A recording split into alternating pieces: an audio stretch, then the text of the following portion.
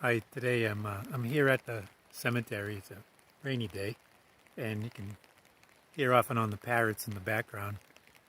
Um, just a quick story. A few years ago, I was visiting a friend who lives more on the coastal side, where it's a little hotter.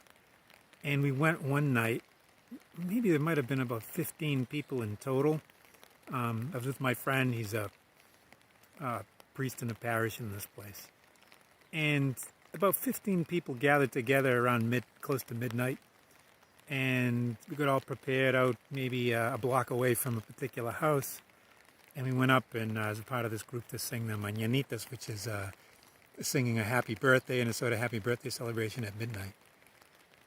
And so all of us went up to the house, and I guess maybe the neighbors didn't mind, and it wasn't too loud, I guess, but she came out, and everyone one by one was given a rose, and was able to one by one present the birthday woman with a rose and say a few words.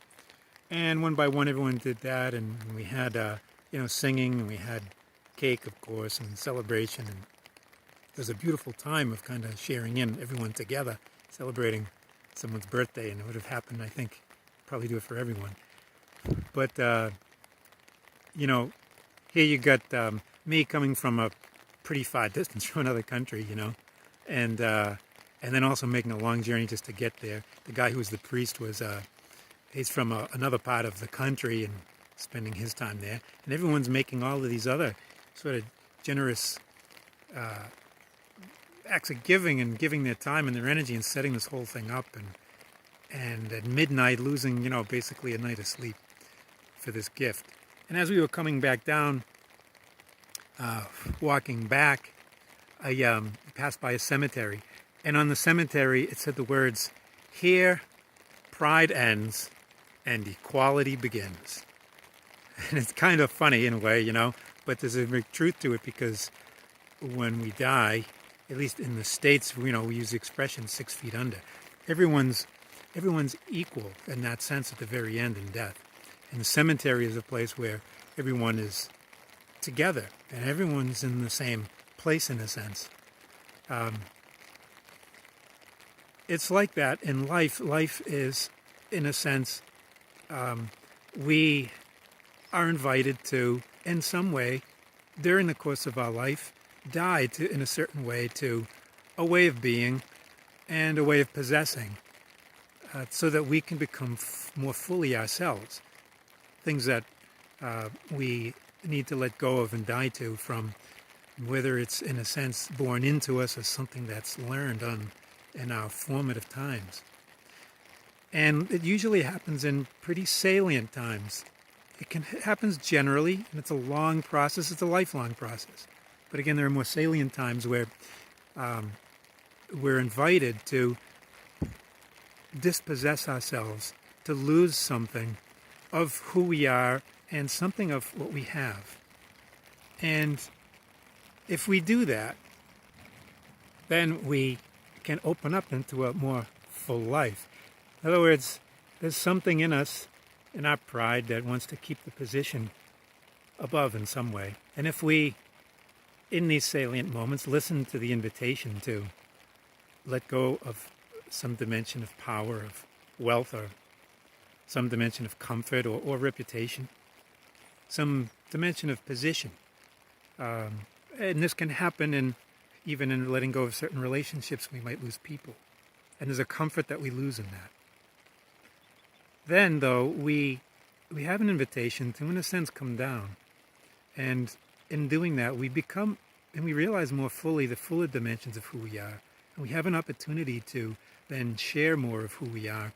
And it opens us into possibilities of deeper and broader relationship, in which we can grow and flourish in a different way, but more fully in who we're meant to be. If we don't, and we hold on and we struggle, then our situation after the salient time can leave us maybe even more isolated and frustrated.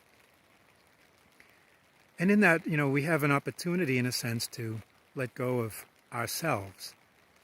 Or, on the other side, sometimes we want to just let go of certain things.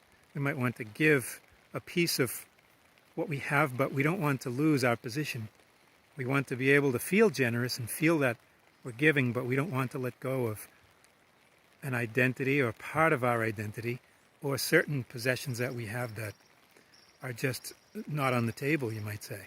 And there's a time for everything. And yet at the same time, if we accept an invitation that we hear inside of us to take a bigger step and give not so much just what we have, but who we are, it's then that we can discover, in a sense of coming down, a sense of broader life and community and sharing, and the fullness of our personalities and who we're meant to be and what we're meant to do. And those things happen in various times in life, sometimes in extremely salient moments, sometimes in lesser. But I think all of it is, in a sense, it's very valuable in and of itself, but it also, in a sense, prepares us and is a foreshadowing of what happens at the end of our lives. Because when we all will die, there's an invitation to let go. And in this time, it's an invitation, it will be an invitation to let go of everything. And so it will be a time to let go of the people that we cherish, a time to let go of everything that we possess. And even our own bodies. So that all of the gifts that are in us, all of the gifts that we've been given will have to be given back. Or given forward, you might say, but to let go of, and to let go of possessing.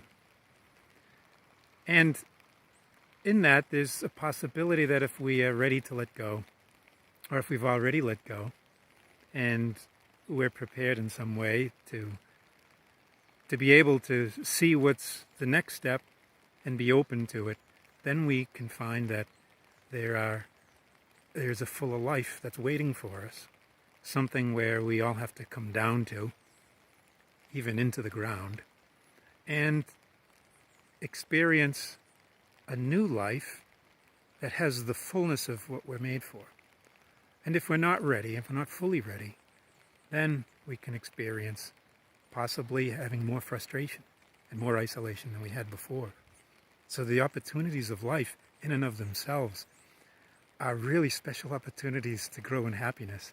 And they also prepare us for the last moments that we're going to have in life here and what's going to happen afterwards.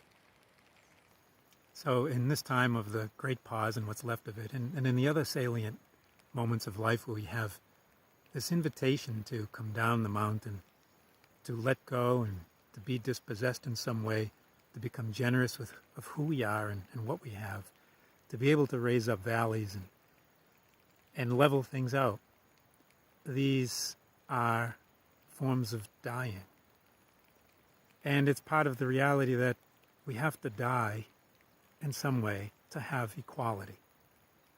But when we do, and when we experience that in the coming down and leveling up, we get back a more fullness of life. We get back a more fullness of relationship and meaning in life, become more fully ourselves. And you could even say that we, in a sense, get a new breath back in life. And we get the capacity to also be facilitators of others getting their breath back in life. So I'll catch up the next time and hopefully be able to talk about new life and going back to origins.